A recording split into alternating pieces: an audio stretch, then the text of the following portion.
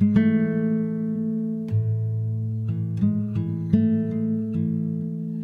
morning. I'm thinking that we could jump right in. I do think people are going to trickle in. They tend to come in between 11:05 and 11:10, but let's go ahead and get started. Is that all right with you, Rego? Fine with me. Beautiful. Welcome, beautiful fellows. Good morning, good evening, good afternoon, wherever you may be in the world. Here it happens to be good morning in Jerusalem, Israel, and we happen to be in the same time zone, Afro-Euro time zone, with our guest Rego. And my name is Karen A, and I am your host today. And this is a Reco12 podcast in the Afro-Euro time zone. Thank you, God. Reco12 is a family of recovery resources for all those who are still suffering of addiction, affliction, codependency, Al-Anonism, and you name it, whether substance, food, people, or otherwise. You can check us out on Reco12.com. And to participate in your seventh tradition, you can go to Reco12.com/support. We're happy to accept donations by PayPal or Venmo, and your contribution helps. It is my honor and my privilege to host a fellow who is a new friend of mine, Rego M. from South Africa. He'll introduce himself and share his recovery experience, strength, and hope. Sorry about that. My phone. My phone has turned into an emergency medical walkie-talkie temporarily. So I will mute myself and let Rego jump right in. Thank you. Thank you so much, Karen. Hey guys, my name is Reco and I'm an alcoholic. I say I'm an alcoholic because that's one of the most important things I will say. Yeah. And through the grace that I found in this program, I have stayed away from a drink from December 2nd, 2021. And for that, I'm grateful. The topic of my share today was to share a little bit on my experience, strength, and my hope. But I wanted to share it in a way where I never saw it at the time. Because my original story sounds like everything is against me.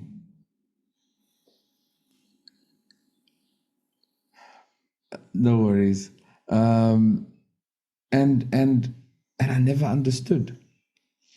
So I grew up in a loving family. Mom and dad were both working hard for us during the transition of our country's political state. And so I was in quite very modeled seed schools, I could put it that way. They used to call them. So it looked well for us. I though believed that we were poor because my friends' parents had more things than what we did. But however, my peers around me had less. So the other weird disposition I had when I was young was that I always needed people around me. So my cousins would come visit and my mom would say, please, don't tell them that they should stay. They should leave when they leave. And I would wait for minute 99 and then say, hey, why don't they stay over? Very manipulative. But however, that went on through my life because now that I understand that I needed people around me to fill my void, and that didn't work. So I got up to university, and I was a church going boy. So before uni, I was a worship leader. I went to Bible school. I did Hebrew, Greek, Aramaic, name it, eschatological studies. We know it, you know. We could break down and dissect Hebrew words and Greek words like to the core and to the T. And I thought I had it made. That is my understanding of my God. So I drank. It was the first year of university. So in amongst all of this, I've just been sipping my dad's drinks, you know, like when we are naughty. We take the whiskey, put it in the cup and sip it, right? And then you put a little bit of rooibos in it just to balance it out. So, but when I was 18, I grew up very, very church boyish. So when I was 18, I could make my own decisions. And I was like, I choose to drink alcohol. I don't know when it's going to happen, but I'm going to do it. So this one time, the wind was blowing right. The sun was setting perfectly. The temperature of the room was perfect. And we decided to go play pool. I was with my friends from school. So we played pool. And while we were playing pool, I decided to grab a manly drink. And I drank a Hunter's Gold. Ain't manly, nothing manly about that. It was a little sweet cider. But what happened is my head started spinning. And my religious convictions started kicking in. And I ran away to my residence and locked myself in my room and prayed to the God that I studied. And I followed to not split open the earth and swallow me whole to the pits of hell because I have committed a great sin. I've drank alcohol. And I slept in fear that night. And when I woke up in the morning, I was still there. And I was like, okay, there's something else. So when I continued right down on the journey, I started using that basis. If I'm okay today, you know, so I'm starting that thinking process now. So the next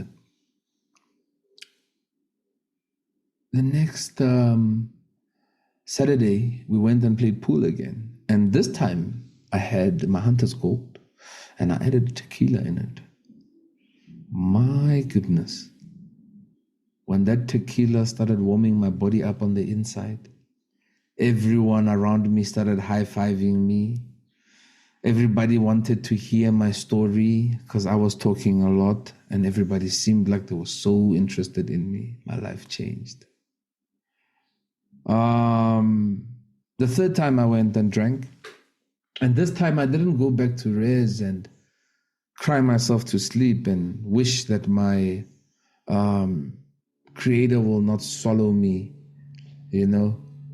So this time around I went to the next time around the university, our residence pool, the swimming pool, was having a birthday party, and it was its second or third birthday party, and I was the first year, and the seniors were making punch, and we had to.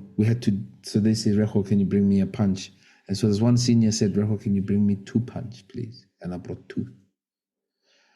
And he drank one. He took one and he said he can't drink 2 at a time and I need to drink the other one. So I thought I would sip it. And he said, no, you need to down it. And I drank. I saw the bottom of the cup. I saw the clouds. And all I remember from there on was tomorrow morning I saw a video of myself when they said, Reco, go to sleep. And I said, I don't want to sleep. Just play some Celine Dion and I'll be okay. I guess even in my intoxicated state, my heart was still going on. So that progressed. I went through my drinking. Then now out of university, I started working. I could earn my own money, and now I could pay for my own drinks, and I didn't have to worry about mama see me, mama doesn't see me type of thing, you know? And so I drank like a normal person. I think it was a little bit more than everyone and handled yourself better than them. That was what normal I believed was. So that's how I drank. And then some moments my control slipped away. I would lose my drinking space or lose the fact that I had to drive and wake up in a place where I should not be. Wake up with people that I don't know. And then I thought I just had to control my drinking, so I switched. I switched my drinking. No, this whole cheap beer thing doesn't work for me, so now I'm going to drink some craft beers, right? Now I'm not going to drink any of this cheap drinking stuff. Now I'm going to drink all this craft alcohol, you know? And I went on this craft journey, and I could speak the language, you know? And I looked like a Mr. Know-It-All. I looked like I had it all figured out. But every time I put those drinks in me, it did the same thing. Incomprehensible demoralization. And I asked myself, where am I? How is this possible? So I continued on that journey some years after that, up until the year of 2021, where in September, I was called in for a disciplinary hearing, and they charged me with my drinking and everything. And I was like, bullshit. I'm the best thing that ever happened to you guys. I'm the best thing since sliced bread. What do you mean? So I went to the disciplinary. Before I went to the disciplinary, I sat down and I Googled how to win a disciplinary for being drunk at work. I think that's the first time I wrote the truth when I asked Google. Because all the time I only drank the night before. I never drank on the day. And it told me on Google that alcoholism is a disease. I was like, what? I didn't know that. And I was like, oh, okay. Then I somewhat saw something about AA or whatever. Carried on. Lost my job. Well, my ego came in. And I was like, you don't need to fire me. I'll leave. I plead guilty to all the charges. And also, just by the way, you're answering that question wrong. I tell my boss, I was like, this is how you're supposed to answer it, because based on your disciplinary code and the ethics code and our code of conduct, this is how I've actually breached the code of conduct. I was arrogant. And I left that place. I cried my way from the room because I was very strong in the room. I cried myself from the room to my car and back home. I told my then fiancée what happened. It's okay, baby, we'll get it sorted. But we did not know that the problem doesn't lie with everything out there. The drinking got worse. And by December, she was leaving. I was checking out. I wanted to do the ultimate self-sacrifice. The ultimate expression of self-will, to check out. That didn't work out, so I failed in life. I failed in my career. I'm failing in my relationship. My God is failing me, definitely. I mean, look at where I am.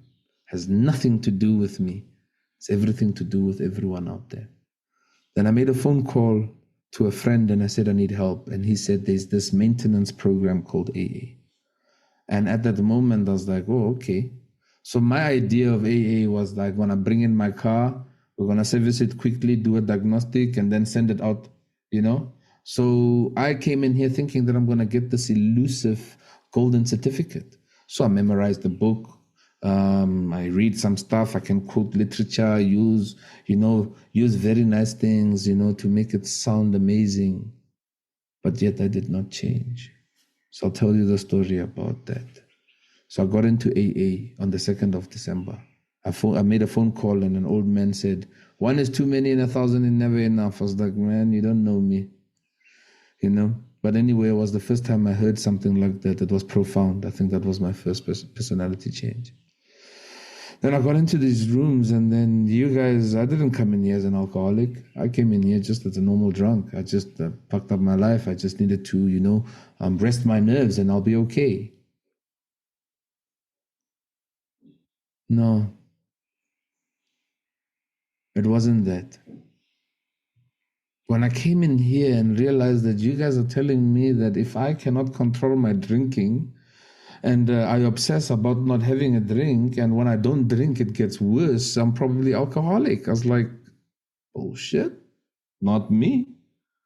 Do you know who I am? I've got this, I've got this, I've got this, I've got this, I've got this. Yeah, but you are here. Now I'm not going to be here for too long. So I tried to do the steps by myself and go through the book by myself, and it took me 10.5 months of pain and hell. And I asked myself one day, why? What else is there? This cannot be it. I memorized the book. I can see some fancy things about the book. I've even went into the history of AA. I'm doing the steps. Yes, I'm powerless over alcohol. My life is unmanageable. Why are you not fixing it? Came to believe that the power is, I was like, yes, I'm here. I believe in you. So why are you not fixing it? Made a decision to tell, I'm turning my life over to you. I said that for a reason. Why are you not fixing it? Rigorous inventory. Yeah, sure. I've written stuff and I've PDF'd it and sent it to my sponsor. So why are you not fixing it? Spoken to my sponsor. Yeah, I gave him an overall view. All right, because he's got the papers, he can read for himself. But why are you not fixing it? Step 6, step 7, why? Like, there's my character defects. I already sent it to you on a list. Why are you not fixing it? Made a list of all people I had harmed. I made a list of all people. I did it on my step 4. Why are you not fixing it? Go do it. No, you're not fixing it. I haven't changed. That was my arrogance stopping at the time. There was a time of surrender. Now this time around, I realized when I heard a question, something questioned to me in a meeting, it was saying to me, it said, you know exactly where you are. If you are honestly true with yourself, the level of program you have is exactly where you know you have to be, and you know that in your heart, that the speaker said, what to do. Hey, I became more honest with myself, and I said, Reco, yes, you half-assed this thing. The program is outlined in the book, but so what? You can regurgitate the information. What does the pauses and the commas actually say? And I opened my book in the beginning, and it says this is a story of how many thousands of men and women have recovered from alcoholism. I read that so many times. I even skipped it. But that was my first promise. I said, okay, so how did these guys do it? And in the preface, it told me that this book, this blue book, mine is blue and it's falling apart right now. Oh, my thingy doesn't allow it. It says this book has become the basic text of the society, which helped a large number of alcoholic men and women to recover. And I was like, oh, okay. So you're telling me that this book helped people to recover? I mean, I did it. I did the 1990, right? I did my day counts, right? I did the 1 day at a time. I called other alcoholics, right? But why didn't I feel like I'm recovering? What's going on with me? It says that, therefore, the first portion of this book describes the AA recovery program. I was on the program of Rego in AA. I wasn't on the program of recovery. The program of recovery, when I took a position on the 19th of January this year to say, you know what, I will learn this beautiful book. And I will forever be a student of this book.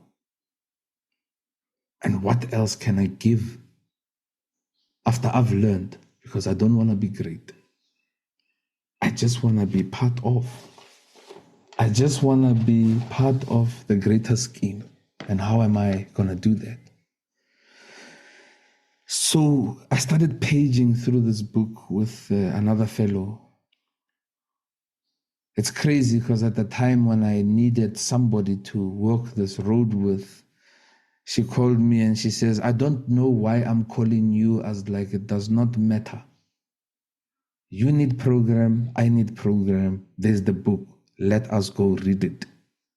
Because when two alcoholics gather, magic happens. When I gathered with my drinking friends, magic happened when we were drinking. This time we are gathering for the reason of recovery. This is the first time I did something like this, okay? So what does the book say? It started with Bill's story. First, actually, the doctor's opinion. There's so much in there. It'll take me like a couple of days to share that, but I will share this last part where he says, he says, I earnestly advise every alcoholic to read this book through. And though perhaps he came to scoff, he may remain to pray. I scoffed. But this time around, something was different. I knew that if I honestly face this book the way it's written, it will change. And I went and I said, why am I doing this? And step 12 says, having had a spiritual awakening. I was like, okay, so I want the spiritual awakening. And I beckoned with my higher powers. Like, if we're doing this, I am going to follow everything in here. And if you don't meet me halfway, then AA does not work. Then what they wrote in this book is a lie. Oh, then he took me seriously. I started ticking in Bill's story. I tick everything that like reads true to me, you know. I have so many ticks here, it's crazy. I was lonely and I turned to alcohol. That's what I used to do. And now I understand. I was like, wait, this man who's talking in the story, I relate so much with him, because in the beginning when I read, I was like, yeah, I'm not a stockbroker. I mean, like, they won't understand my job, you know. Yeah, I've got a host of fair weather friends. Yeah, sure. You know what I mean? And as I continued to just progress, I got to a point where it speaks about what alcoholism really is. But before that, it told me that there is a solution. And this is the reason why I needed a sponsor. Page 18, third paragraph. It says, but the ex-problem drinker, but your sponsor, who has found the solution, which means has gone through this book, done the steps, right? Through this book, right? Who's probably armed about the facts of himself, right? Generally can win an entire confidence of another alcoholic in a few hours, and that's what my sponsor did. It didn't happen now in a few hours. It happens over phone calls if you add the time. He had something that I was looking for, and I tried to find without asking for help. It's very difficult to find something when you don't know what you're looking for. So when I understood that at least this man has a solution, and I continued with the book, I had to do a few simple things that I had to remember. And when I got to the next part, I understood why my mind does what it does with alcohol. I used to wake up on Sunday morning and say, I am not gonna drink. I will be by the bottle store before it opens. I don't even get to church on time. You know what I mean? So something is different. I was like, when I'm mildly seldomly intoxicated, Mr. Jekyll, Dr. Jekyll, Mr. Hyde. Dr. Jekyll, Mr. Hyde. That was me. And this book said that. And I started now becoming intertwined with what it's saying. And I was like, I understand that. So, but what do I do? Page 25 tells me I need to choose, buddy. Either I go on to the bitter end, drinking myself into a coma, or whatever other extramural activities I would partake in. Or accept spiritual help, full stop. This time, remember, I'm pausing at the full stops and the commas. Why does the previous one, where it explains my life that I choose, is so descriptive, but yet spiritual help has no description? There must be more. So I continued on my journey through this beautiful book. And when I got to more about alcoholism, I thought the first step of the steps were I admitted I was powerless over alcohol. No, I was mistaken. On page 30, it mentions that we learned that we had to fully concede within our innermost self that we were alcoholics. This is the first step in recovery. I missed this step.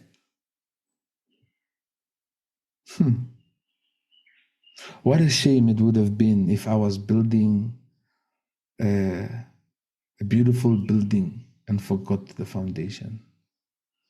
It will come tumbling down. And I've experienced that. Do the steps the way it's written on the walls. I mean, it's a summary, but a book helps us to get through it. Because as I go through this book, my perception changes. I'm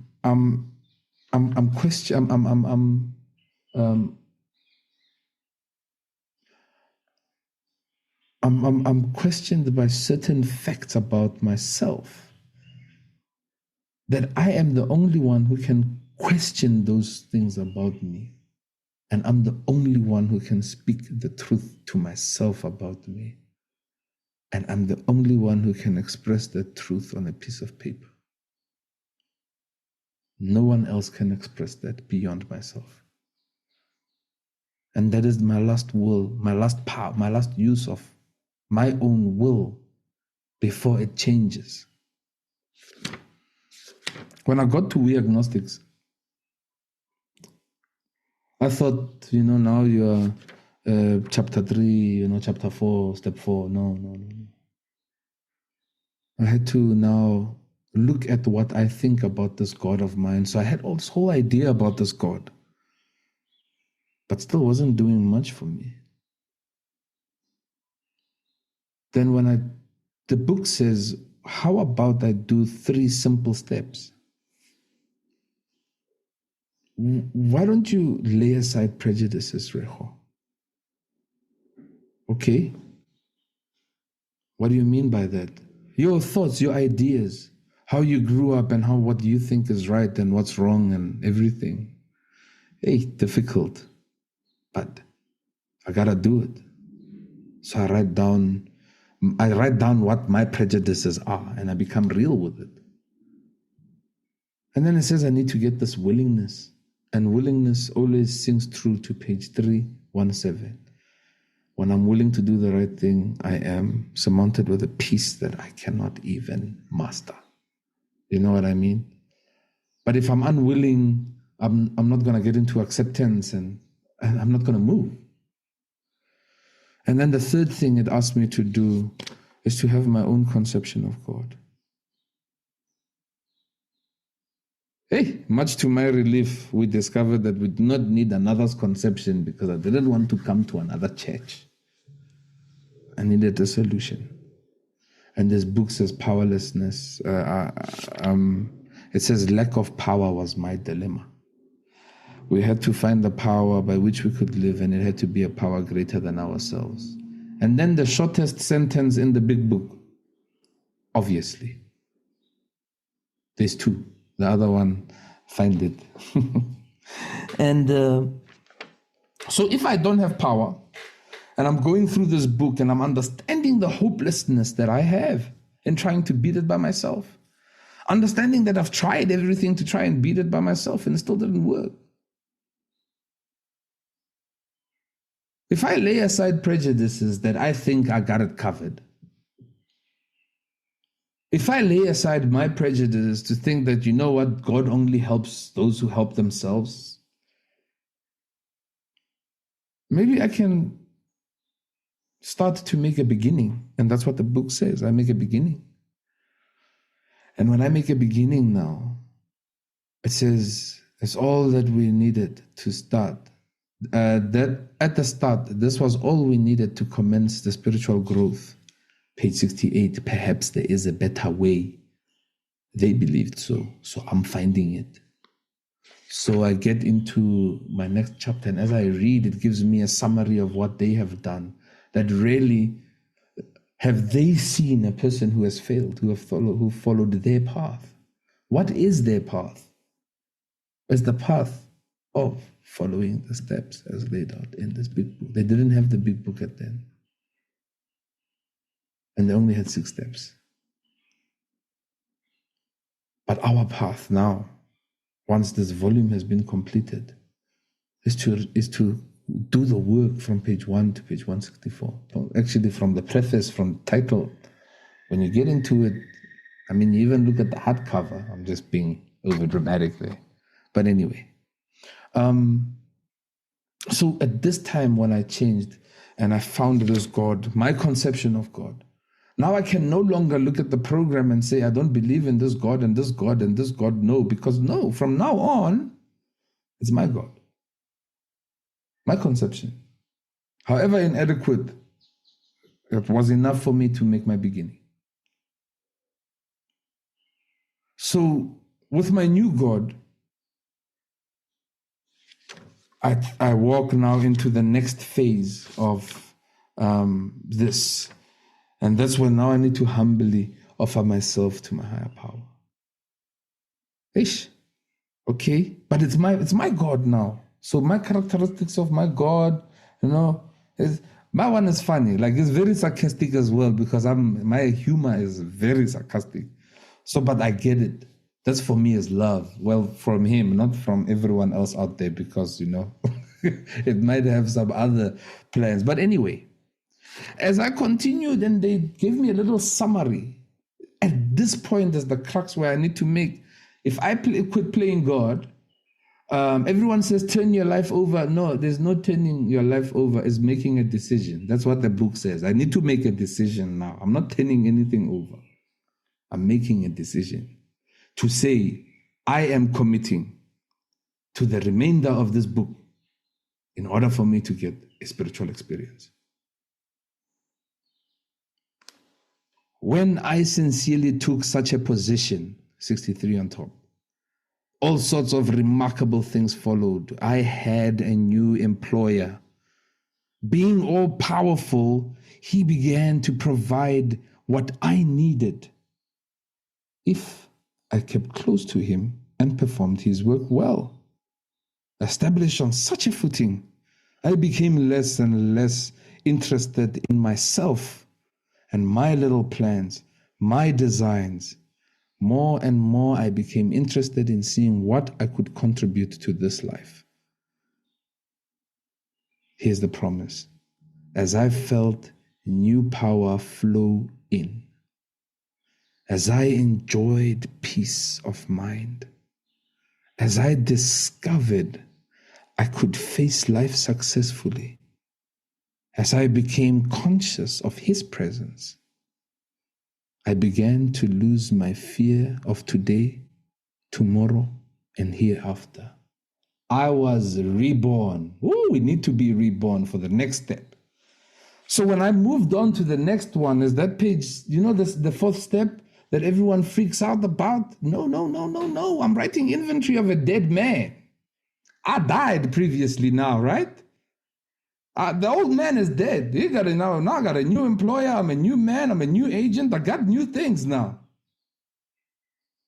So now I'm going to write inventory of a dead man. And that's much more easier than beating myself down with a stick. So I pause and I ask the big book, what must I do now? It says write inventory.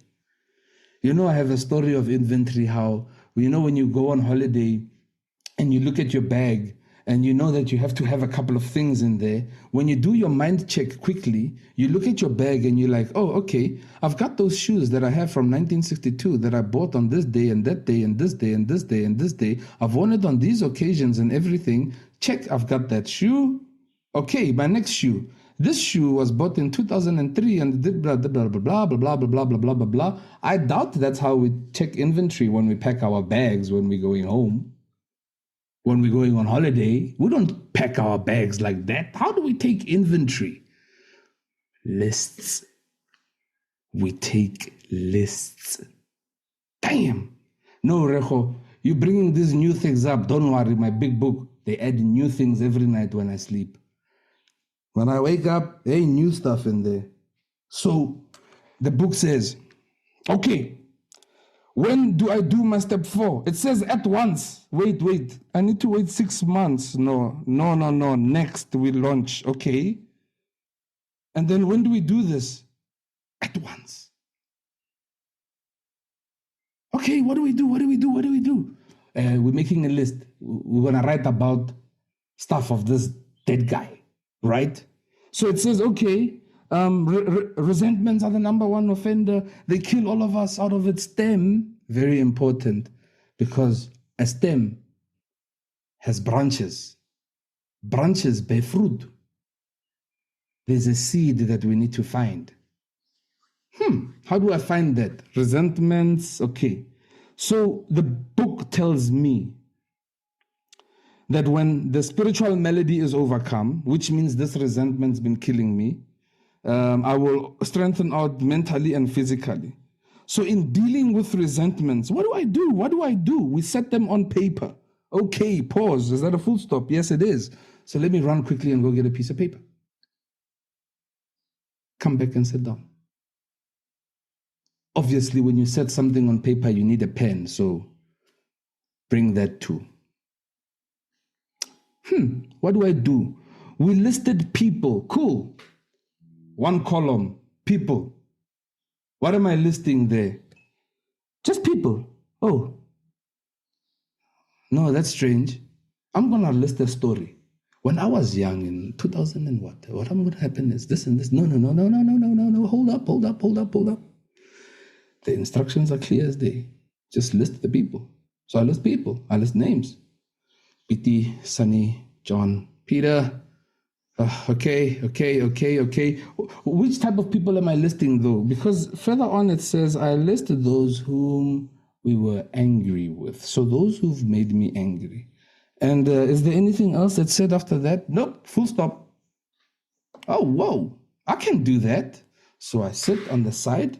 I take my piece of paper. That was my one instruction. Or I bring a pen because I'm a forward thinker. And I write names on a piece of paper. That's it. Of what? Of people who've made me angry. Of institutions that made me angry. And principles that made me angry. There's a lot of principles that made me angry. There's some in this program that made me angry. Our troubles are of our own making. Oh, you don't start with me. You don't know. Yo, bro, you got to surrender to win. Hey, bro, hold up. Do you know how my life has been hard? So you write those things down. Because why? I don't know. Let's follow the steps. Let's see if we're just reading line by line what's happening. And it says, in most cases, we found that our self-esteem, it looks like multiple choice. SE for self-esteem, PB for pocketbook, A for ambitions, personal relationships is PR, including sex, were hurt, H, or threatened, TH. Cool. But now, how do I know that these things were hurt, right? Because it says here that I needed to ask myself, why was I angry? And that's column 2. So I have my paper. So where am I going to put these names? No, you have a list of names. Here it is, my list of names, right? And on this list, I've got all the names of the people, the places, the institutions, and everything. And now it says, we ask ourselves why we were angry. Oh, okay. I write now. Just name, line. Piti, I was angry. I was angry at Piti because Piti, you know what he did? No. Remember, it's lists. That's all it is. It's an inventory. It's just lists. Why am I angry? Man, he made a snide comment. Okay. And then I used the multiple choice to check what it affected. But what I've learned is you start from the bottom and go down. Don't go across. When my mind starts thinking of the names, I start uncovering some other people. I was like, man, I even forgot that you existed. Roots, stem from seed. We're not responsible for the seeds, but we are responsible for maintaining them. And how do we know what to maintain, what to look out for? This inventory helps us. So we continue, and I encourage you to read a line and pause in this from here, because 52, yes, 52 is the bedevilments. It speaks about I'm having problems with personal relations and all this and all this. I can't make living. I'm prey to misery and depression. And 30 pages later, it says, as God's people, we stand on our feet. We do not crawl before anyone. If we are painstaking about this phase of our development, what do we need to be painstaking about? These 30 pages in between. Where does the answer lie between these 30 pages? And it's simple. But it's not easy to do it alone. Because imagine I'm sitting in my tornado. It's everything. I see just a storm. And I'm trying to advise myself that there is a better way. How can darkness see light? Dark can only see dark. I remember Bane. You think darkness is your ally. You merely adopted the dark. You know? And he says, I was born in it. And what are we? By finding this power, I'll spend this last minute speaking about it.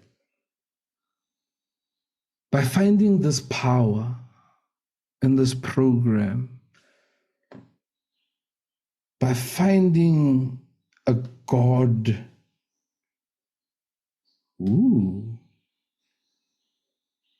but more importantly, a newfound friend, page 14, I think, has opened up an opportunity for me to live life in this life and not worry about the next life, because what I learn here, I believe there is going to be a continuation of the next. And you know, so what we call God, higher power, whatever different names, I don't think the creator of this universe actually has an identity crisis. I think we do. We don't know. And yet, if you say it differently, I want to reject it because it's not from me. No. I was like that when I was a religious kid. But being spiritual, perhaps there is a better way. We believe so. Because I have to read it. Because it's a basis on perhaps there is a better way. We think so. For we are now on a different basis. The basis of trusting and relying upon God. We trust infinite God rather than our finite selves. We are in the world to play the role He assigns. I'm an agent. Just to the extent that He would have us, just to the extent that we do so as we think He would have us, and humbly rely upon Him, does He enable us to match calamity with serenity. And then we never apologize to anyone for depending upon our Creator. We can laugh at those who think spirituality is a way of weakness. Paradoxically, is a way of strength. Alcoholics Anonymous is full of a lot of paradoxes. Let go to gain.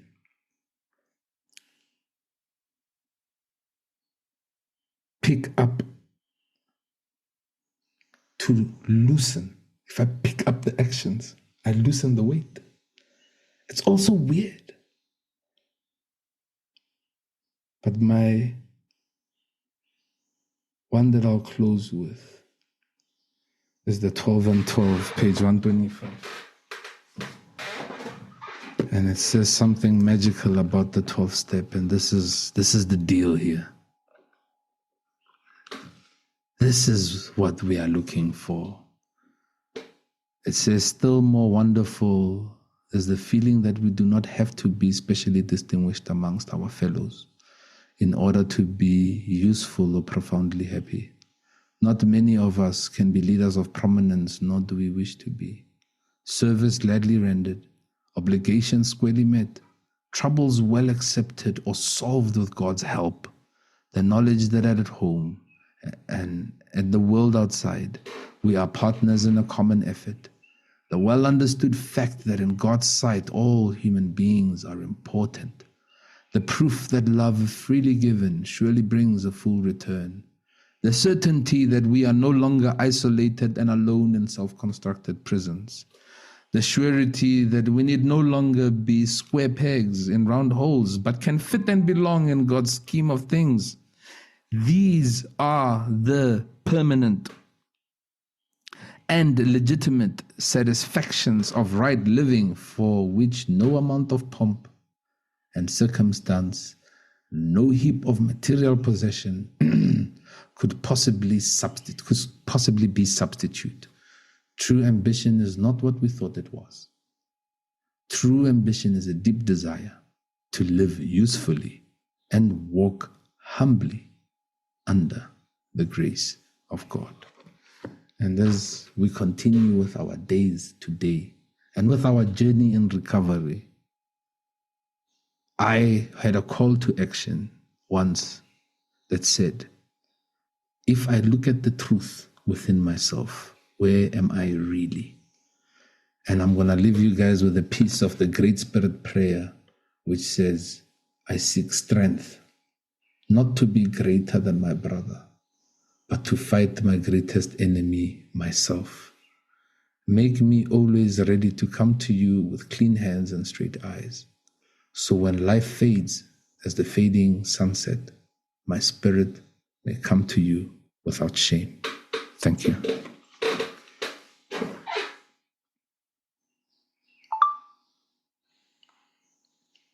Wow, that is amazing. And that prayer is so amazing. I'm for sure you're speaking directly to me, and you know what's going on in my step 10, 11, and 12 in my heart.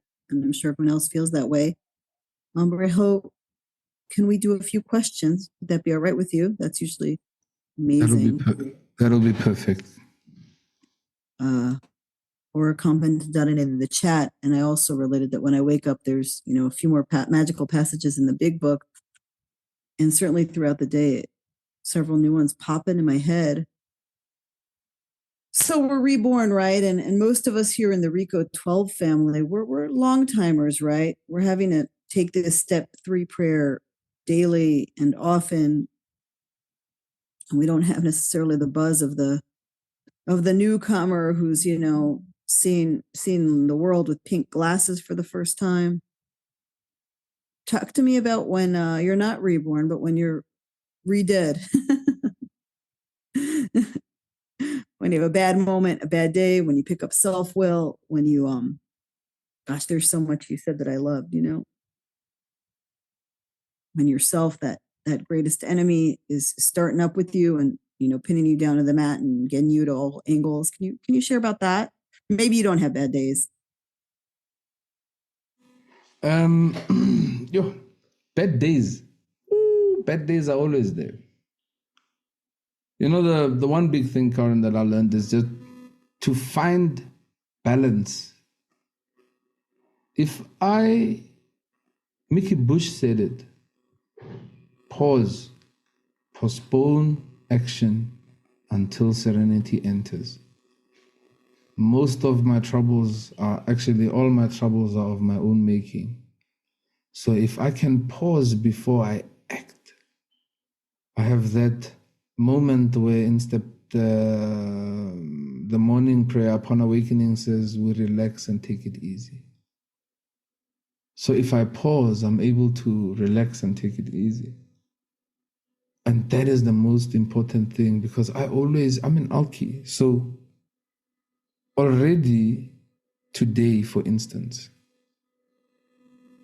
this starts at 11. I've got an interview at 10:30. The month before, at the end of the month when I came back from school, I lost my job. And everyone was like, bro, you look like you got it figured out. I was like, no, I don't have it figured out. It's just that now I have hope, because I've been through this and my power's taken me through it. So why should I stay? Because I beat myself when I got a job last time, and I said, Reco, you missed valuable times that you could have spent with your maker, stressing and worrying about things that were going to be sorted because it was out of your control anyway. So why stress? It doesn't mean I don't stress. I stress a lot.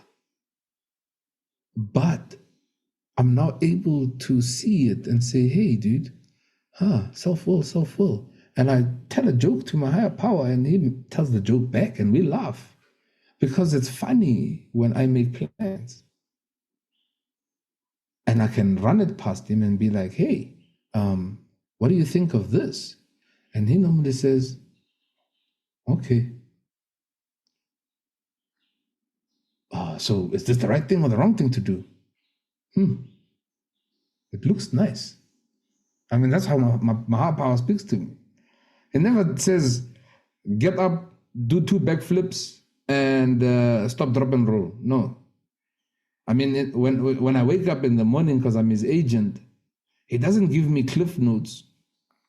He doesn't give me cliff notes to say, today, a taxi is going to come past you, and this is what you're going to say. This is how you're going to act, and this is where you're going to drive. No.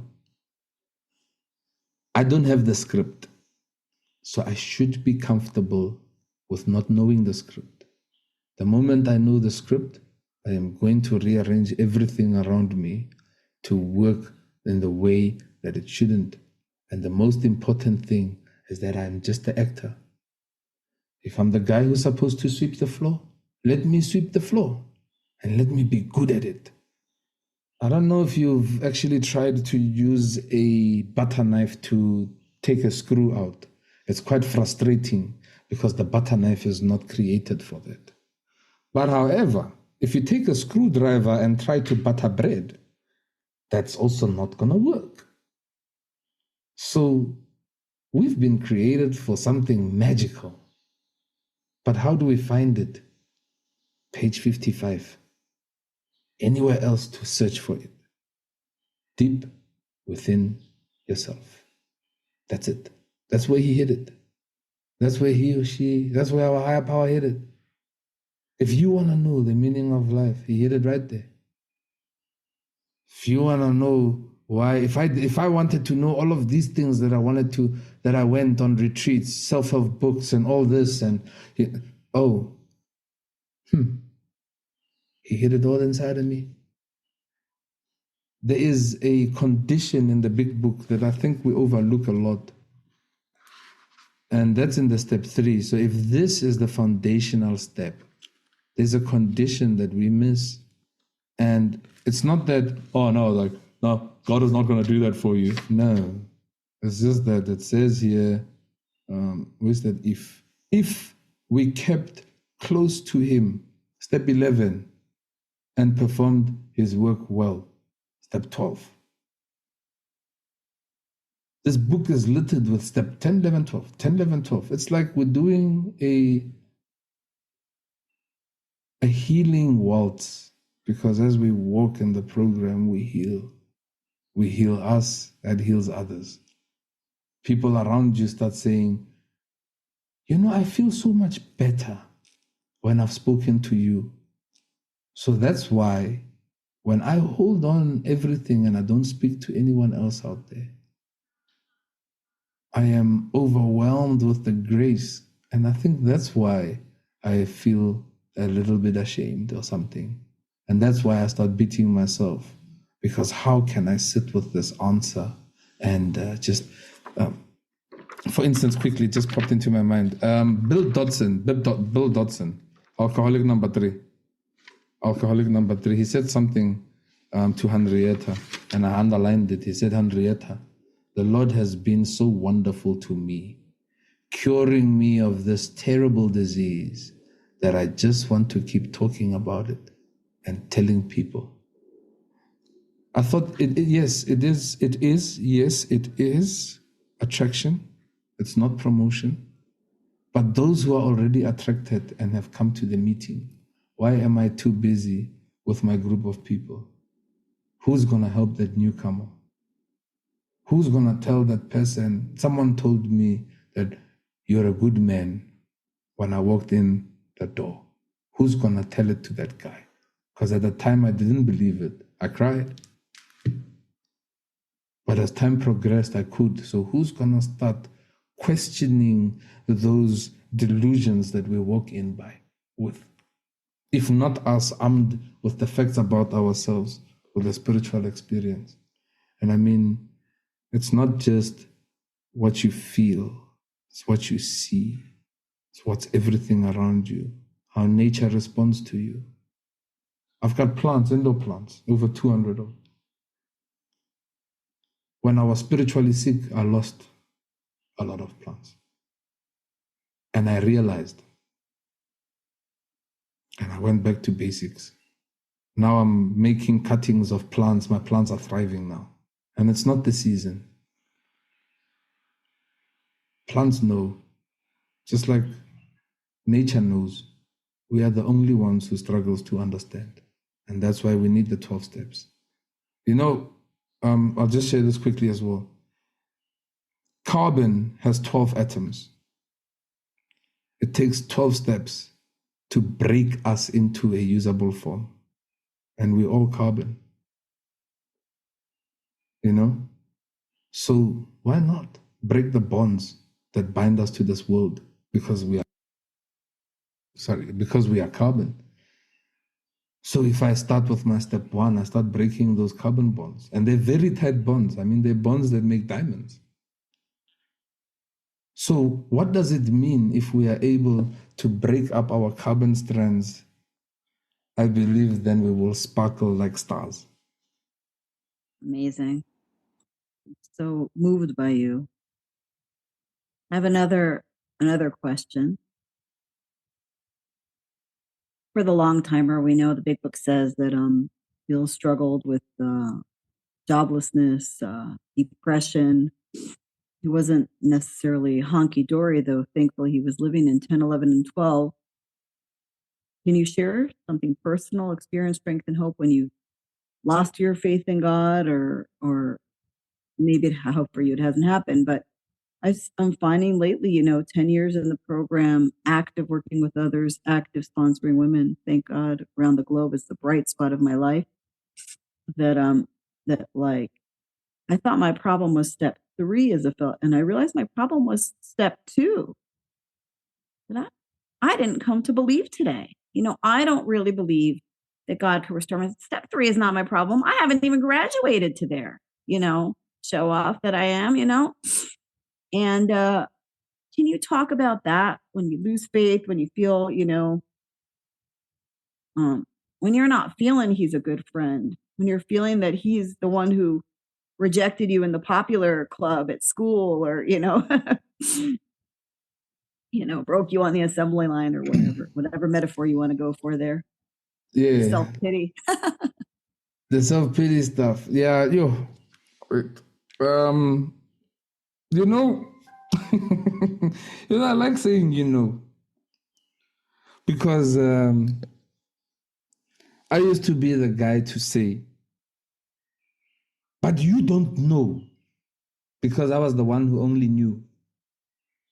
I shared my story the way I shared it, because there's a point where I paused and asked God, then what?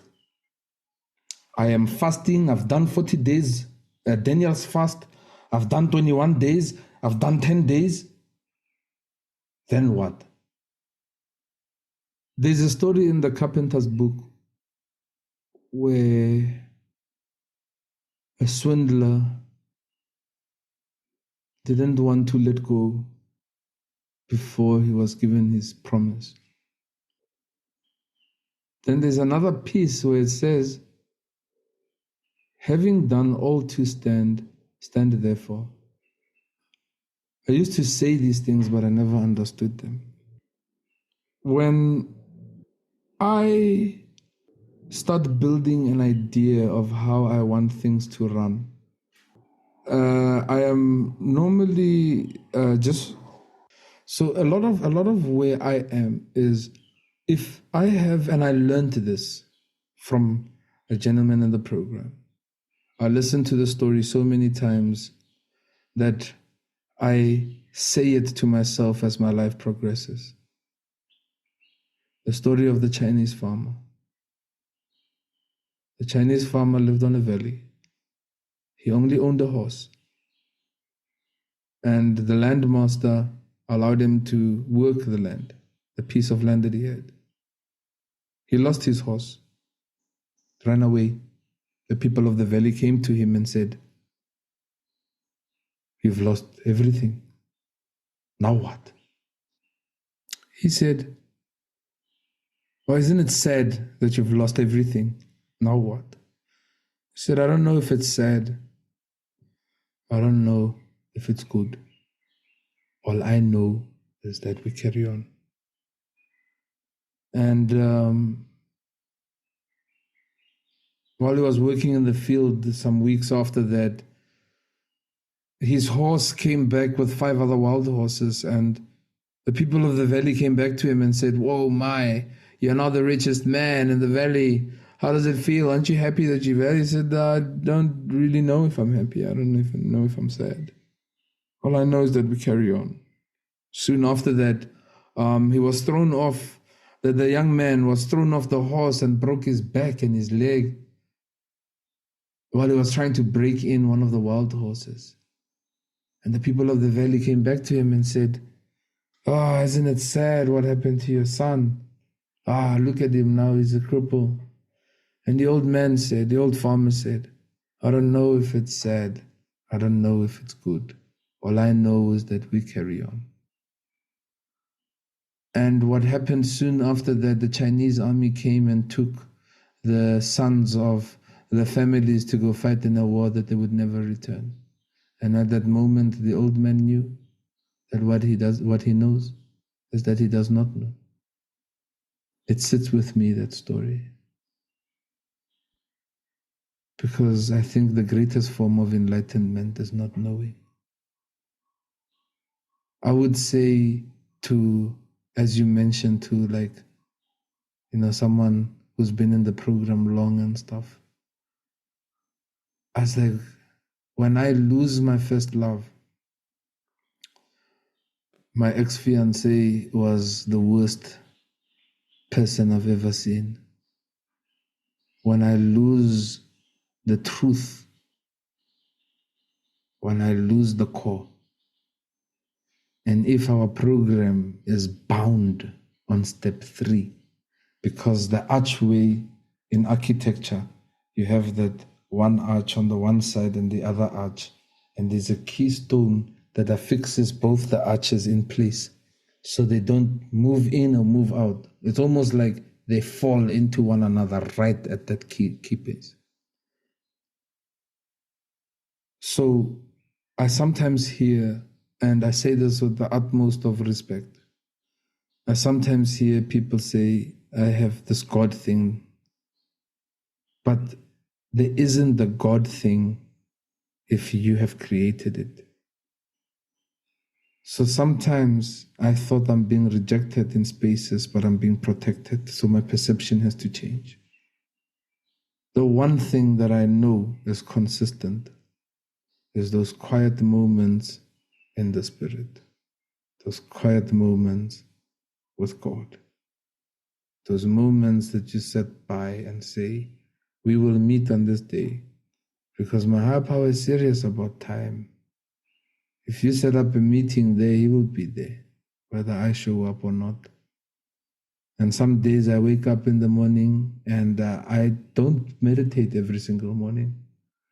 But one thing I do to acknowledge my power, I say, good morning, higher power. How are you today? And if I don't do that, by the time I leave my door, I can feel that I am now working on a much lesser plane. Perhaps there is a better way. What if I continue to remind myself about God on a regular basis? Because this is what I believe now. I believe that if alcohol and drugs and everything out there could not fulfill me, then God can never be enough. Because if He is enough, it means He has limits. So I think my level of how close I want to get to Him is the limits that I put by in my own mind. So what if you break a limit? I mean, there's a story of a gentleman who walked with God and God took him. Why is it just a story? Why can't it be our experience? The only thing that's stopping us is our prejudices. If I sit and I paused and I asked myself in the beginning, why couldn't I get a hold of the program? It's because you would never tell me to change my mind. What if changing my mind is something great? What if just I don't have to do much in meditation and stop doing all this fancy stuff and just sit there? But I know that when I'm sitting there, this is the time that I've made with God, because God takes things seriously. You know? And I think my walk with God wasn't like this always. I rejected the fact that His people could ever hurt me so much. You know? I think Bill says to Christ to concede He's a good guy, but not too closely followed by His people. So I was hurt. I didn't even want anything. But when I was given an opportunity to let go of my prejudices and my ideas, I met who my maker was. And I'm comfortable with that. I will never be comfortable. I'll only be as comfortable as far as what I can hold my own delusions to be. Sometimes I say, what if we could actually fly? Obviously, I'm not going to go out there and fly. But hypothetically, I'm saying, how close can we be with our maker? He's created this. You want to tell me that the creator of Apple doesn't know the shortcut to certain things? But in order to know that, we have to spend time. There's a beautiful line in We Agnostics, right? I think it's the last line in We Agnostics.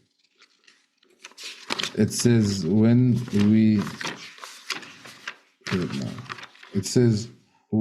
we draw near to Him, He discloses Himself to us. I read it like that because sometimes when you read it in the past tense, you might think that this is gone and it's not for now. But the big book actually tells us where God is. And it says, may you find Him now. So, yeah, that's what I'd say, Karen. I think it mostly stay with the moments, but spend time with your power. You're the only one who can discover that. I have one more question. Maybe we could do it real quick. We have another question here. And I really need to wrap up. My phone is ringing off the hook here, but I find sometimes I need to pause, but the environment around me is not conceding with that. Like, I know I need to pause and chill, and I can't drive as a grandmother, but then my children will be having a fit, or I need to, I need to pause and meditate and be on this meeting. But here, my teenage daughter is calling me on every other phone nonstop. I do really need to get off. But, what do you have to say about that? It's like we don't live in a vortex, or, certainly there are some single people who live alone in recovery and that's their whole life. But many of us have families, jobs, coworkers. We're in a network of people who need us and are impacted. And yet we we know that we can't be helpful if we're, restless, irritable, and discontent. What about that? And let's close with that. Karen, it's going to be very short. 1 year is a moment to our higher power. If you pause for a second, you've paused for longer than what you think you have. I believe so. So I believe that the pause is just to understand that you are not alone. That's it. That's it. Very short. Thank you. Beautiful. Thank you, everybody. May we find him now. Would you like to say that prayer, you beautiful prayer you said one more time, and we'll end with that? I will do so. Thank you once again, guys, and thank you for allowing me to be of service. The Great Spirit prayer. O Great Spirit, whose voice I hear in the wind, whose breath gives life to all the world, hear me. I need your strength and wisdom. Let me walk in beauty and make my eyes ever behold the red and purple sunset. Make my hands respect the things you have made and my ears sharp to hear your voice. Make me wise so that I may understand the things you have taught my people. Help me to remain calm and strong in the face of all that comes towards me. Let me learn the lessons you have hidden in every leaf and rock. Help me seek pure thoughts and act with intentions of helping others. Help me find compassion without empathy overwhelming me. I seek strength, not to be greater than my brother, but to fight my greatest enemy, myself. Make me always ready to come to you with clean hands and straight eyes, so when life fades as the fading sunset, my spirit may come to you without shame. Amen. Amen. And thank you for being an intelligent spearhead of God's everlasting creation.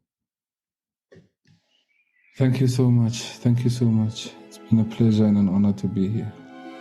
Thank you.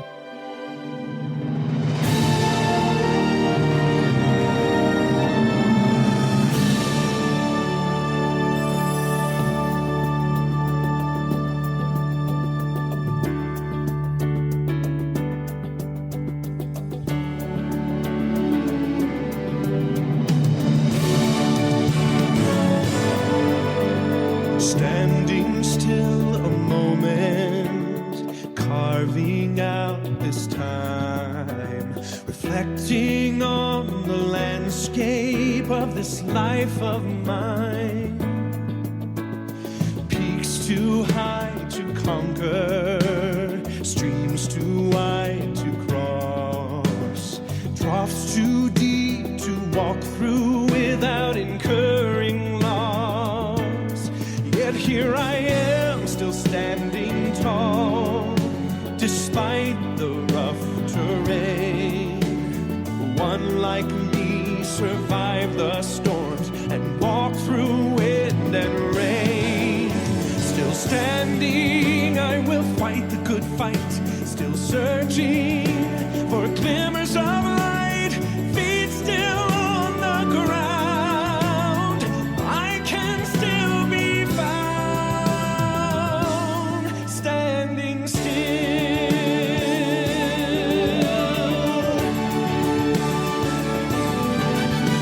My wings are torn and tattered, but I know I still can fly. I may not soar unfettered, I may not rise too high. Recorded in the book of life and bind it with the seal